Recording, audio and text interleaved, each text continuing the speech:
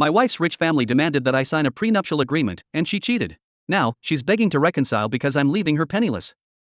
I found out that my wife of 20 plus years was having an affair. I was completely devastated and have started divorce proceedings. Obviously, this has been hard on our 4 children, but I cannot spend the rest of my life with someone I can't trust. Before we got married, my wife's family had money and demanded I sign a prenup. I had no problem with this. However, since then, the family's money has been lost due to bad investments and lawsuits. My wife was a stay-at-home mom for most of our marriage, and our youngest child is 19. Because of the prenup, she can't get alimony. In short, my wife will be screwed.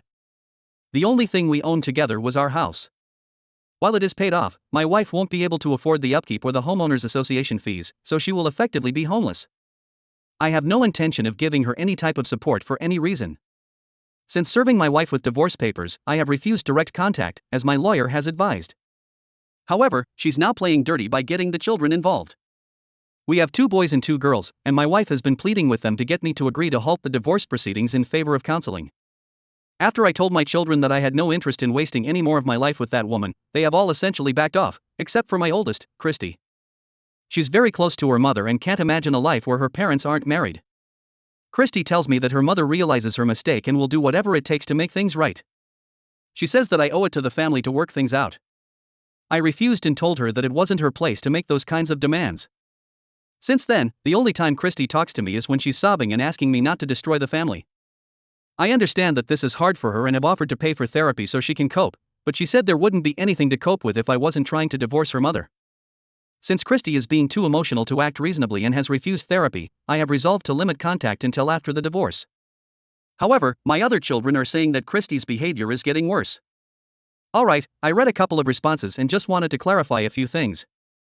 My comment that she will effectively be homeless was misinterpreted. To set the record straight, because my wife and I own the house together, as long as we sell the house and split the proceeds, she'll get something. My wife didn't give up her career to raise our children. We could have hired a nanny, but she didn't want that and chose to be a stay-at-home mom for our children. Because of her family's money, she was receiving a monthly allowance from the estate, plus I paid for a housekeeper to make things easier for her. Once my wife reached 30, she started getting a monthly allowance from the family estate. The prenup addressed this so I couldn't claim half, and in exchange, she couldn't get alimony.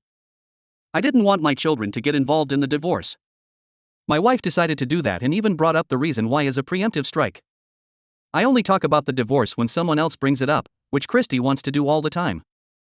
I am not abandoning my daughter, I'm just lowering contact with her until the divorce is finalized because she's not letting up on trying to pressure me into taking her mother back and refuses to go to therapy, which I offered to pay for. To those asking why my wife cheated, it's a little offensive. I don't know how that changes anything or why I should care. However, the guy she cheated with was younger, he couldn't have been older than 30, so take that information and do what you will. I just wanted to say that I am very grateful for all your kind words and support in how to deal with my daughter. I decided to follow some of your advice and scheduled a sit down with her to explain that what goes on between her mother and me is not her fault and that I simply can't ever go back to a woman who deceived me in such a big way. I told her that I try to be as forgiving and empathetic as possible, but I will not tolerate people who lie with malicious and selfish intent and will cut them out of my personal life as much as possible. I was very calm when I said this and tried to be as loving as I could to my child, but it didn't work.